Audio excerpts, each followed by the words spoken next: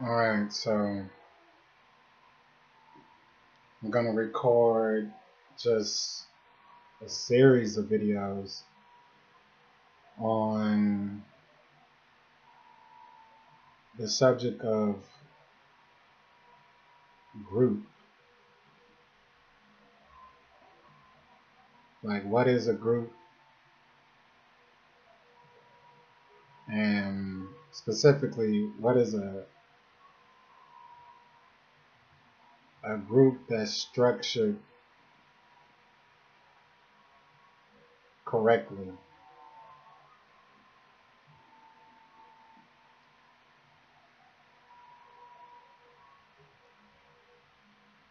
So that's going to lead into the group that I found to be very interesting, and just to study the shell of the group, not to even get into what is actually going on inside the group, but just how the group is set up, how it's structured. So this is a vast topic, and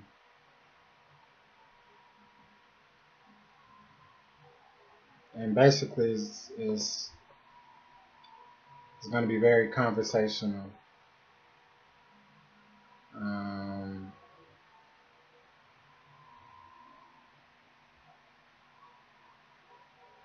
If I had to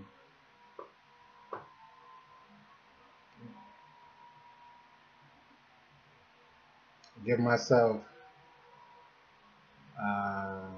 occupation or some kind of title as to present myself as somebody that's is knowledgeable of groups and group work, I would say I have a lot of experience being involved with various groups and organizations, and I'll just say that. So whoever wants to go into it, that's part of the reason why I'm just putting this on Facebook. So a person can go into your bio and just kind of see who you are, where you've been, what you're about. So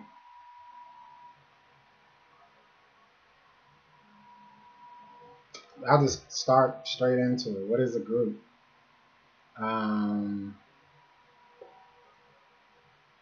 Or what I see makes a group. And what I see is that a group consists of two parts,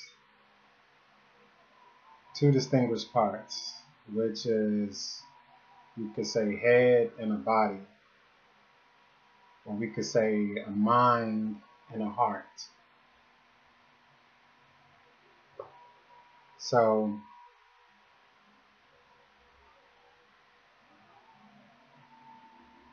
what I'm addressing to be a correct group is a group that has a head and also a group that has a body attached to each other, of course.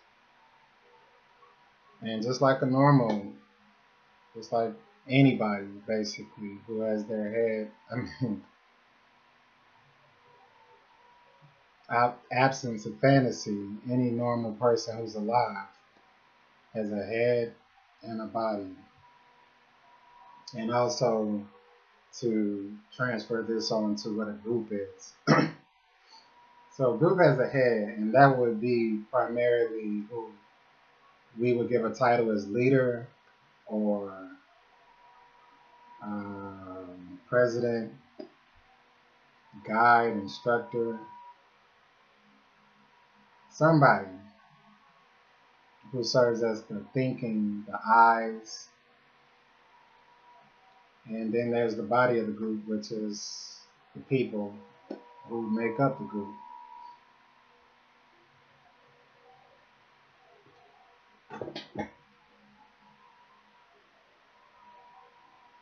So what's interesting about the group that is going to be used as the subject of study, Bnei Baruch,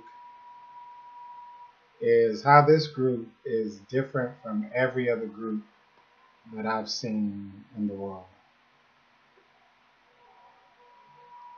And to discern, to talk about those key differences. Try to avoid from using any kind of judgment to say bad or good, but just seeing what is easily observable to anybody who wants to go and look and see for themselves. So, as I mentioned, a group consists of two parts, which is a head and a body. And just like any natural body, the head it senses what's going on in the body. So if my foot hurts, I'll be able to sense that, and by that I can make a decision to stop what I'm doing and address the pain that is coming from my foot. The head is making the decisions in terms of how to respond basically to the body. It's responding to the body. The body is very complex. There's things going on internally and there's things that are going on the surface. And the mind basically is in charge of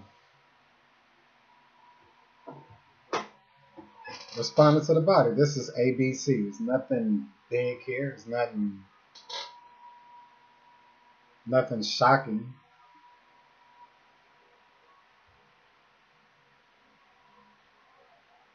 So when we look at a group,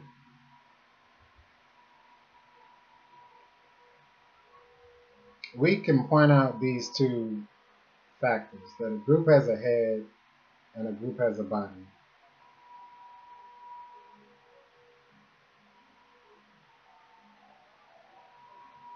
The question is the head responding to the body?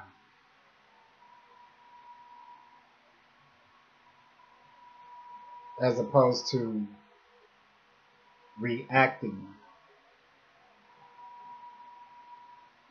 So I'll give a key example. This is something that anybody can relate to. Tomorrow, I can make decisions on what my body needs to be doing. So I can say I'm gonna wake up at 8. I'm gonna make breakfast, have some coffee, get dressed, shower, all that stuff.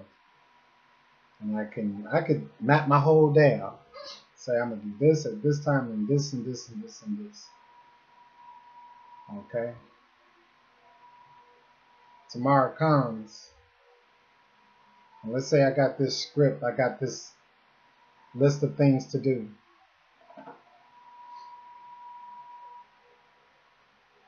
Well, suppose I woke up at 8:15 or something like that. Now I'm offset or whatever the case.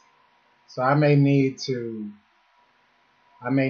do something different. I will need to do something different. This is gonna basically go on all throughout the day, meaning that I'm gonna have to respond to the various stimuli that come up, which I did not predict. I cannot ignore it.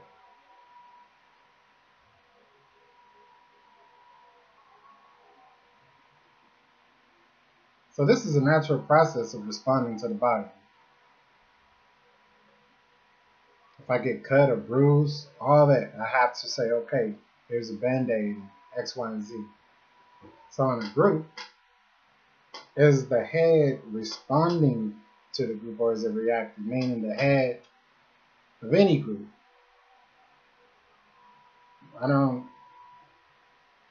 We need to focus on big or small groups, whatever group of persons directly involved in, obviously would be the main thing that they would focus on. But I would go so far as to say that a group is formed anytime, 2 or 3 people gather. So it could just be a group of friends that just want to go to the store. So somebody usually is the head of that group. Somebody said, we're going to go to this is the way we're going to go to the store. This is the things that we're going to do and get. We're not going to rob the store. We're not going to steal from the store. We're going to just go there, come back, X, Y, and Z. Well, that's the plan. And then when the plan is in motion, things may come up and typically somebody address those. They may go to the store and say, hey, we wasn't planning on buying this, but how about let's buy this? Somebody needs to make a decision. That's the head. He's responding.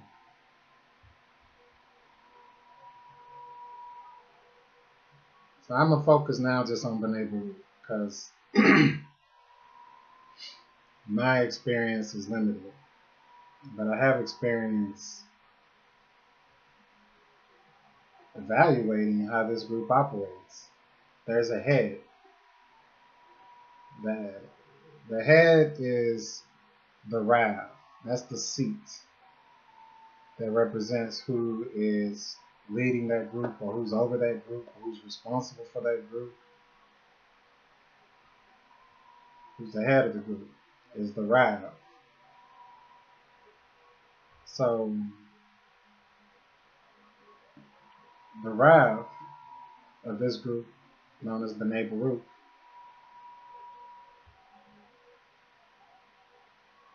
talks to the people in the group.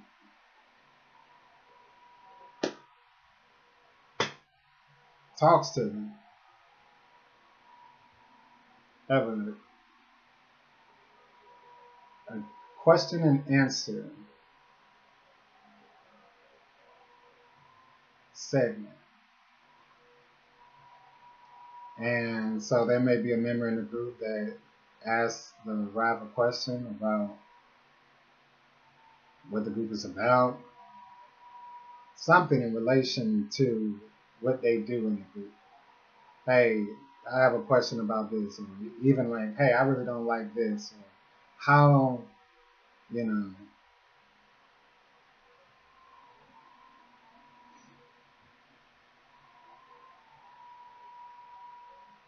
every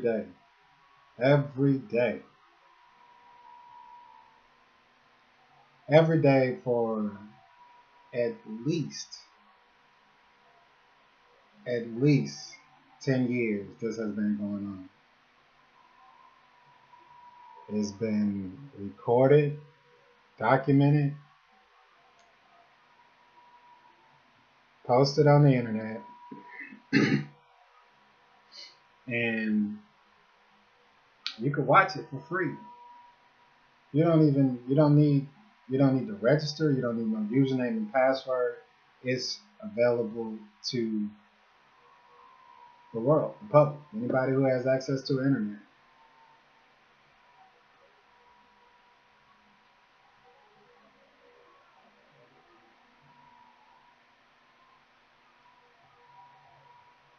Now, it's something that's so subtle that I would say it's a high probability that many would not catch the significance of that. A head and a body, like I say, we can all say the body or head responding to its body. You know, this is self-evident as being natural. Well,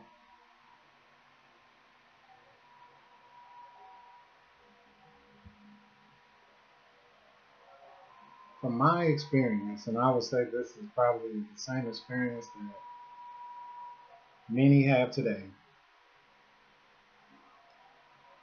when do the people in a group get the opportunity to talk to the head of the group, meaning the person who is at the very top of the group?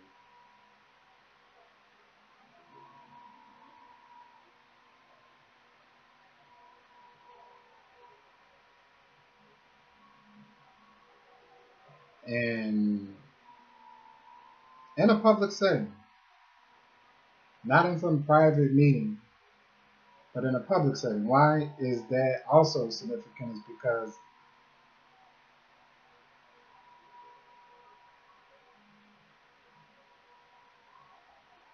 if it's said in the public,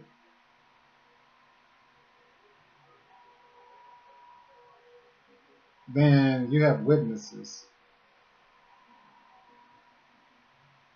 You have witnesses, especially if the head made a promise. Like, hey, everybody heard him. It's done.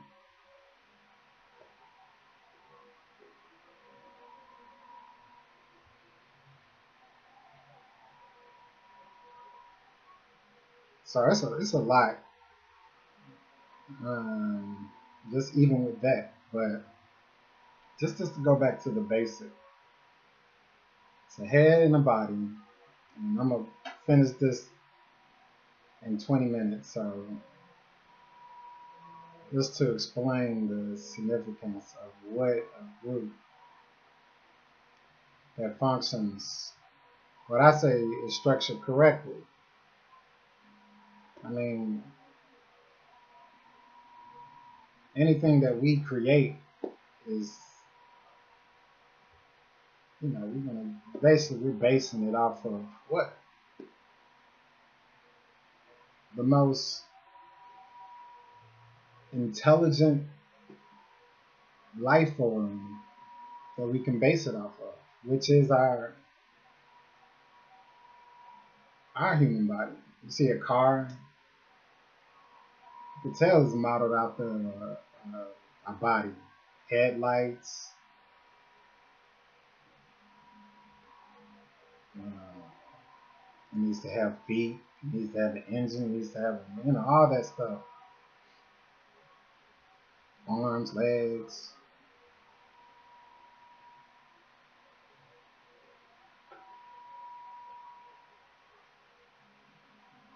But a group of people who behave as one body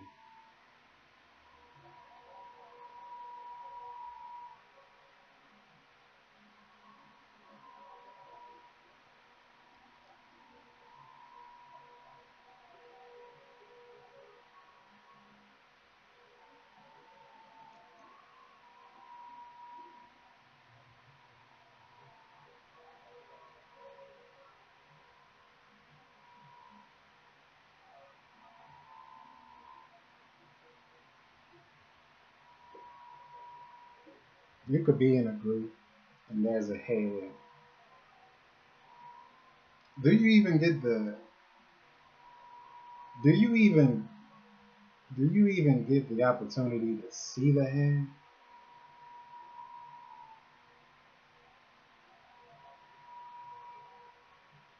To hear them?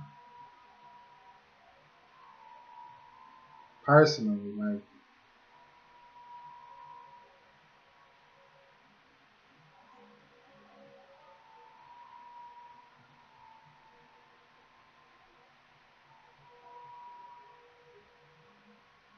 to meet the head, to shake hands with the head,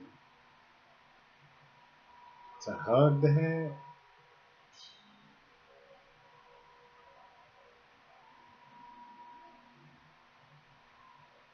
To eat a meal. That's, come on.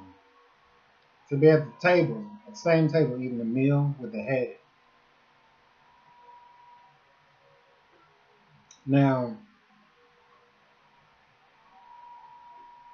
other than the group that we can, oh, okay, 20 minutes. So let me